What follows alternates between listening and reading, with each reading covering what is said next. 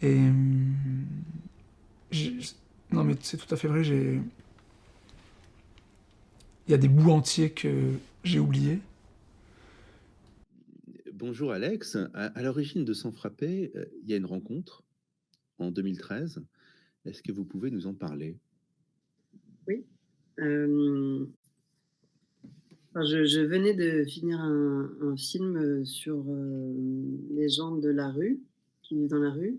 Et à la sortie de ce film, en fait, plusieurs femmes sont venues me parler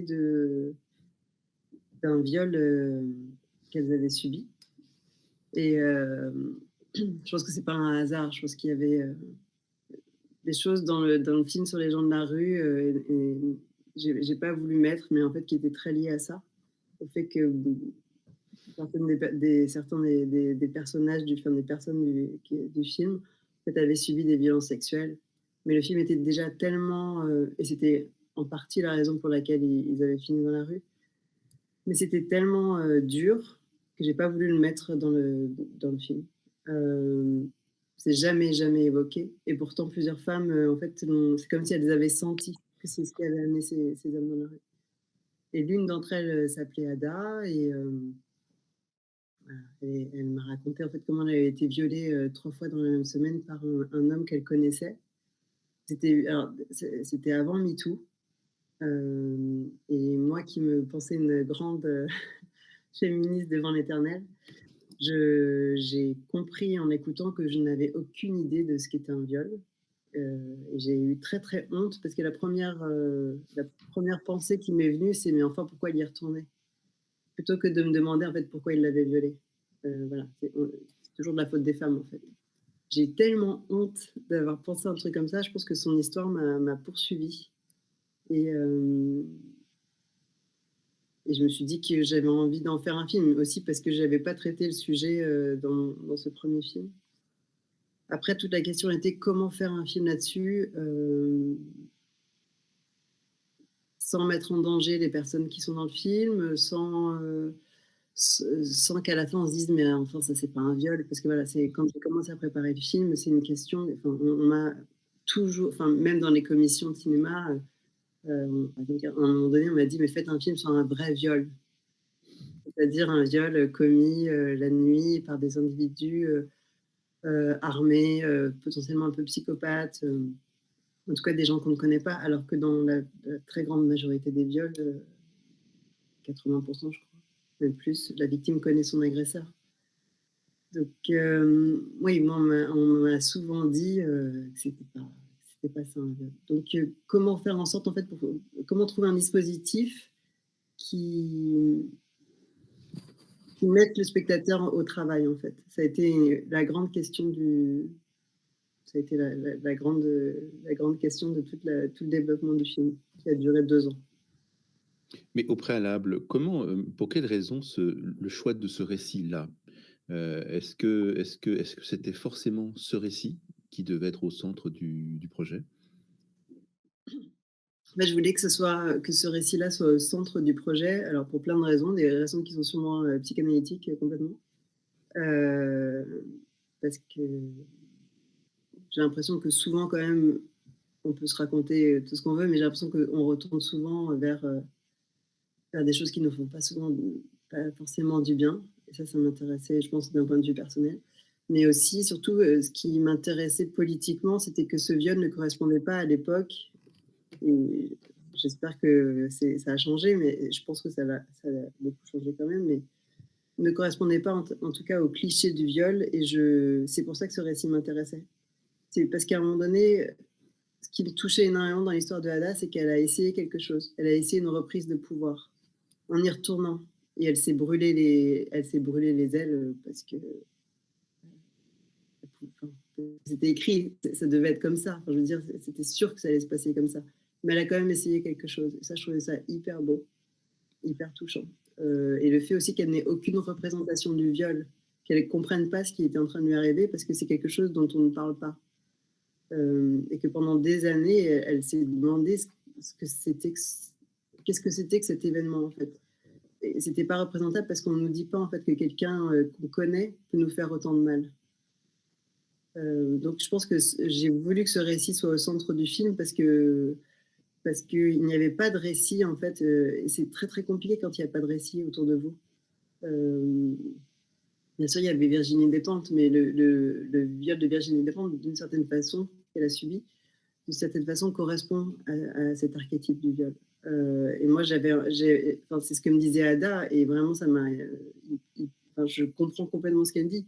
En fait, quand il n'y a pas de récit autour de vous, quand vous ne pouvez pas vous identifier à d'autres personnes, vous vous sentez, mais vous êtes seul, en fait. C'est comme si on vous. Déjà, le viol, c'est comme si vous débarquiez de l'humanité, comme si vous étiez projeté en dehors de l'humanité. Quelqu'un vous dit, en fait, tu n'existes pas, et je vais te le prouver. Et le fait qu'il n'y ait pas de communauté autour de vous, qu'il n'y a pas de collectif, donc pas de politique, ben, ça vous laisse dans cet état de déshumanisation voilà. Donc, c'est une très longue réponse pour vous dire que moi, je pense que c'était...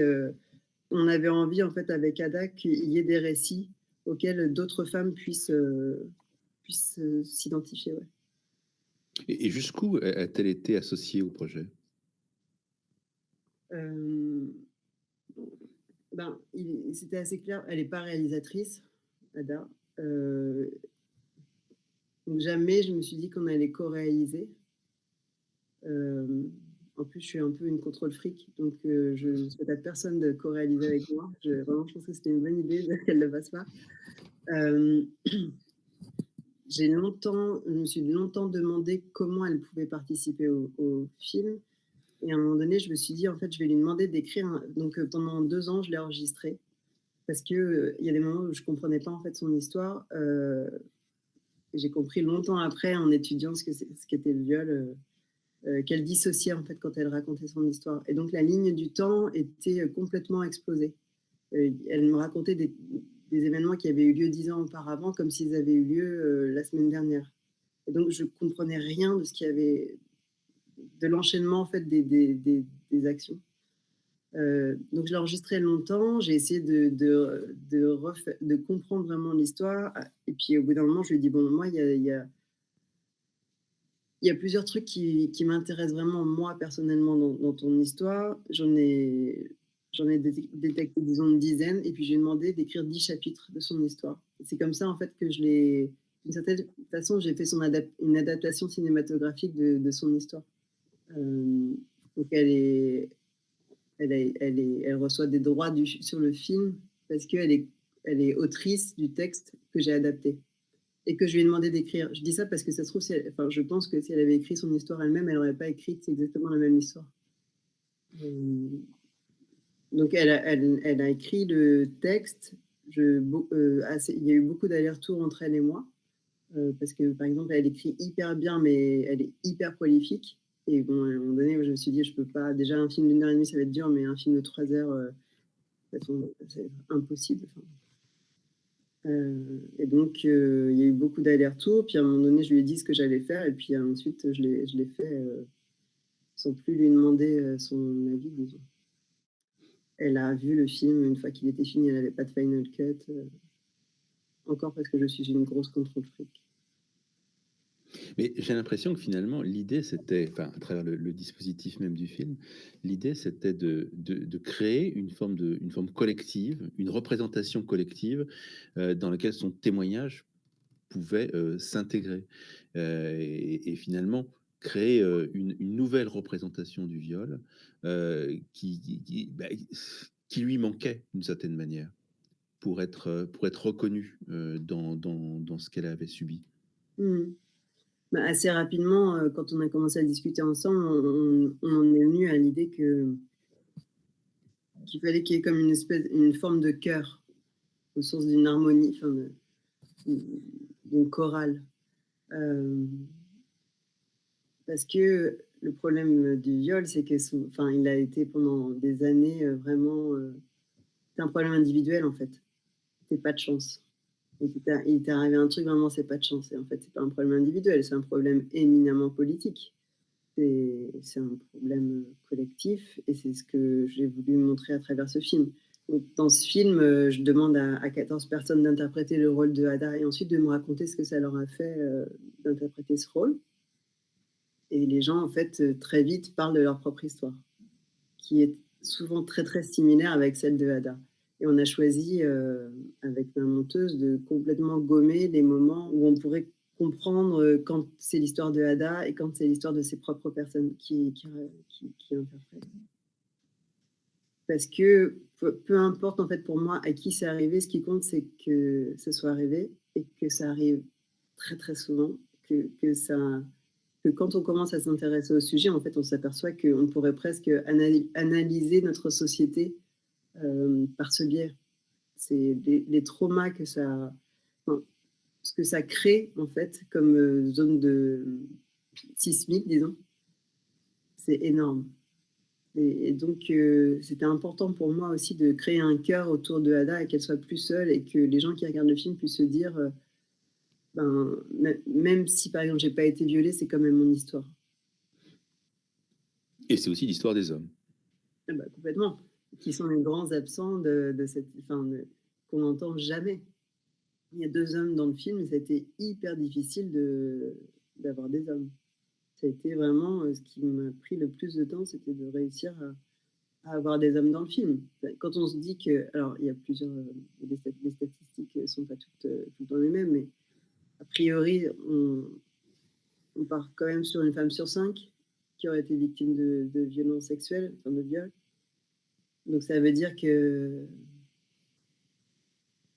même si on se dit qu'il y a des récidivistes, allez, même si on se dit qu'il y a un homme sur 15 qui viole, et je pense que c'est des gens, on est optimiste en disant ça. Je ne sais pas combien vous connaissez d'hommes. Moi, je me dis, allez, je dois en connaître de près, de loin, à peu près, je ne sais pas, 200. Bah, c'est quand même une bonne flopée d'hommes, quoi. Et ces hommes-là n'ont jamais la parole. Et je pense qu'ils n'ont pas la parole aussi, et c'est ce que dit l'un des protagonistes du film qui est auteur de viol, c'est que on considère ces hommes comme des monstres. Et du coup, on ne leur donne pas la possibilité de comprendre ce qu'ils ont fait eux-mêmes. Et après, à partir de là, qu'est-ce qu'on peut faire? Ça, c'est une autre question. Et je pense que malheureusement, je n'ai pas de réponse. Mais oui, je pense que c'est aussi très, très fort la question des hommes. Enfin, surtout la question des hommes, en fait. C'est eux qui ont la réponse, d'une certaine façon. Parce que si les hommes arrêtaient de violer, ben... voilà. On ne serait pas là pour en parler. Donc, je pense que maintenant, il y a eu... Enfin, très longtemps, on a dit, oui, c'est la libération de la parole, la libération de la parole.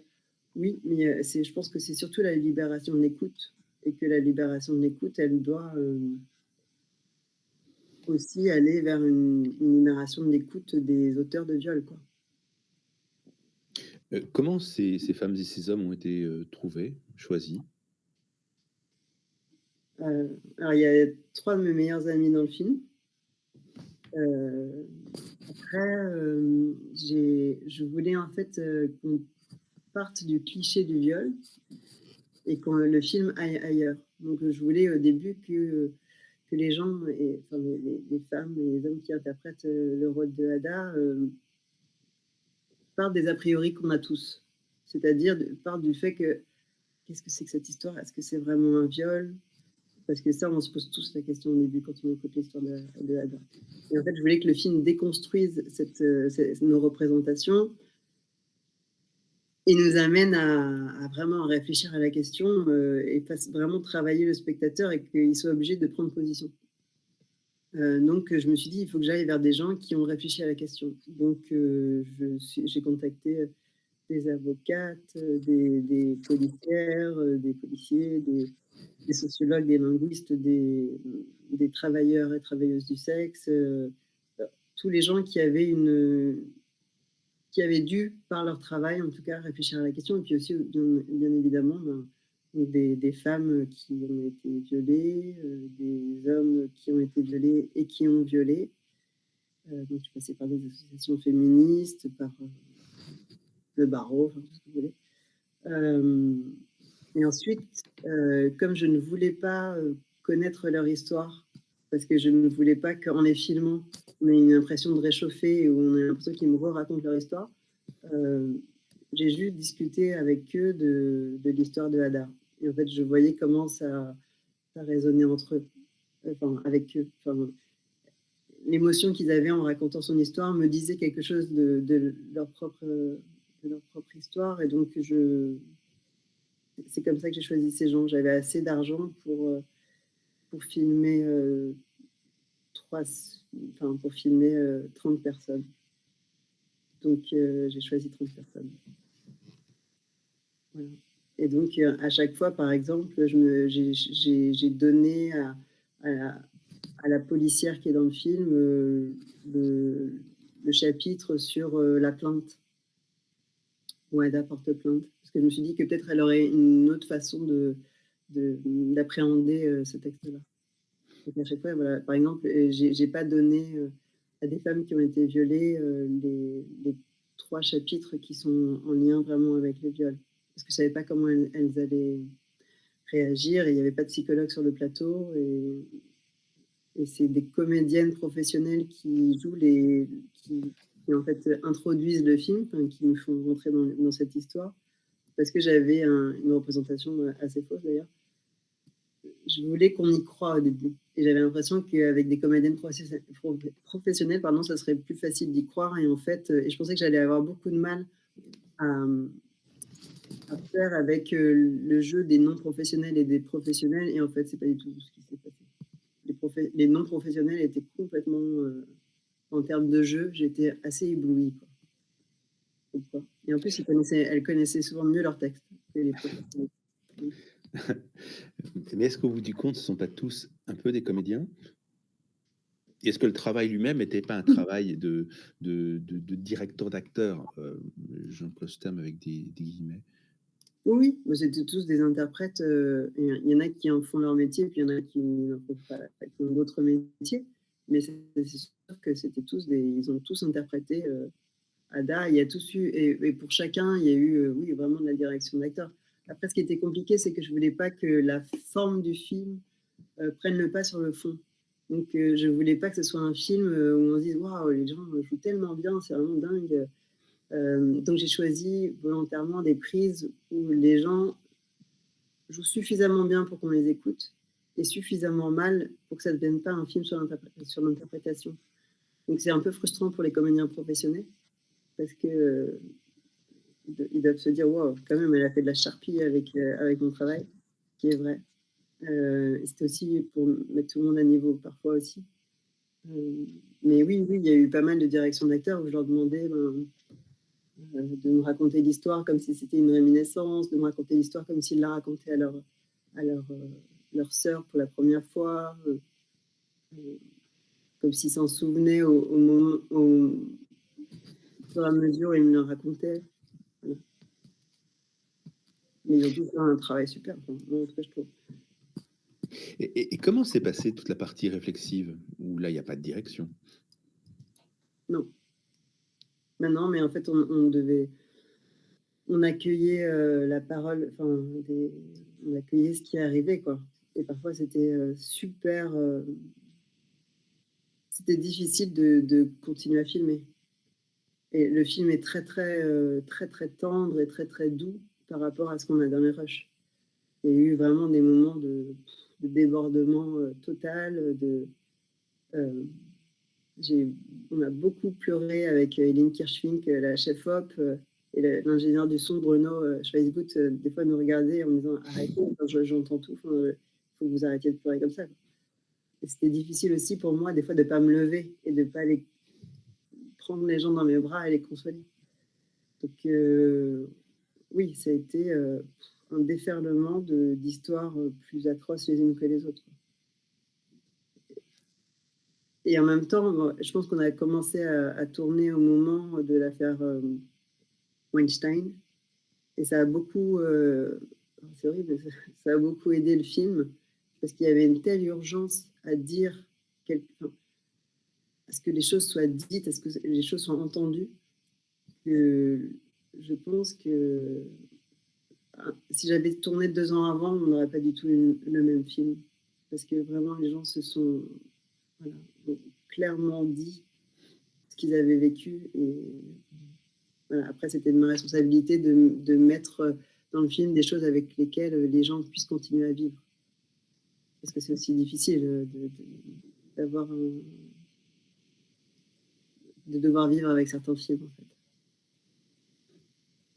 Est-ce que la carrière du film a donné lieu à de nouvelles rencontres et paroles? J'imagine que oui. De victimes de viol? Oui. Ah oui, énormément. D'ailleurs, j'accompagne pratiquement plus le film parce que ça a été, alors je savais pour avoir travaillé sur le sujet à quel point c'était, endémique, mais j'ai présenté le film, énormément, enfin, et que ça soit au Kosovo, en Serbie, je sais pas, à New York, au Québec, enfin, au Brésil. C'est un phénomène mondial. Enfin, le nombre de femmes qui sont venues pleurer dans mes bras à la fin de mes projections, ça m'a. Il a fallu que j'arrête de présenter ce film. Je ne pouvais plus. C'était trop. C'était trop. Et des histoires, et des histoires, et des histoires. Mais donc oui, oui, ce film, je pense que ça. Voilà. Je pense que ce film me fait penser que oui, c'est vraiment un phénomène mondial et tellement énorme. Enfin, de toute façon, vous le savez, j'enfonce des portes ouvertes. Mais voilà. Donc c'est pour ça aussi que je ne le présente plus trop. Ce travail qui est à la frange de la fiction, ou en tout cas du jeu, c'est quelque chose qui vous travaille depuis longtemps.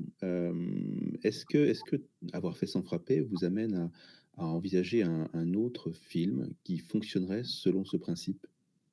Je crois que oui. Et je crois que vous êtes renseignée. Oui, oui, mais là, oui, en fait, à la fin de comme quoi là, ça sert à mes projections. À la fin de la projection de Sans frapper, il y a une médecin urgentiste qui est venue me dire: «Ah, ça me fait beaucoup penser au dispositif de la simulation humaine». Donc la simulation humaine, c'est en fait, c'est des patients simulés ou des patientes simulées qui rejouent, enfin qui jouent des auscultations, par exemple, ou des anamnèses, pour entraîner soit les étudiants en médecine, soit les médecins confirmés, heu, à ne pas enfin, les entraîner à être de bons patients, de bons médecins, pardon, de bons soignants et soignantes. Et du coup, ben, j'ai commencé en fait, ça m'intéresse beaucoup, comme la fiction peut changer la réalité. Mmh. Voilà, le pouvoir performatif du jeu, ça m'intéresse énormément. Et donc j'ai commencé en fait à m'intéresser à ces simulations humaines et ce qui m'intéresse aussi, c'est que du coup, c'est pas moi qui crée le dispositif, mais là, c'est du cinéma direct. Donc en fait, je fais un film sur la violence, dans le milieu médical et sur ce qui peut être fait pour ne pas qu'elle ait lieu. La violence qui est envers les patients, mais aussi surtout, enfin, mais aussi envers les soignants. Comment l'institution peut elle-même créer de la violence et quel est le nœud en fait entre la responsabilité individuelle et la responsabilité institutionnelle. Et toute la question du film, en fait, c'est est-ce que je pitch hyper mal, je suis désolée, hein, mais voilà, la question du film, c'est est-ce qu'on peut être bienveillant au sein d'un système maltraitant? Voilà. Donc c'est encore sur la même question d'une certaine façon. Oui, et puis on pourrait dire que depuis, Dormir, dormir dans les pierres, ou même Palma, ce sont des films qui traitent de la violence. Oui. De différentes sortes de violences, mais de violences, sociales, Oui, ça traite de la violence et de la honte, je pense. Tous mes films, traitent pas mal de ça. La violence et la honte et la désobéissance. Et je pense que c'est la même chose. Oui, mais oui, faut que j'en reparle à mon analyste. Mais je crois que là, on est sur une carrière là. Je pense que je vais pas m'en défaire avant quelques années. Parce que j'ai quelques films devant moi qui vont traiter de ce sujet parce que pour plein de raisons, mais j'ai l'impression que c'est aussi, on est en plein dedans et c'est difficile d'avoir quelque chose d'intelligent à en dire et vous voyez, je n'y arrive pas. c'est très bien. Merci Alex. Non, c'est moi qui vous remercie. Merci beaucoup.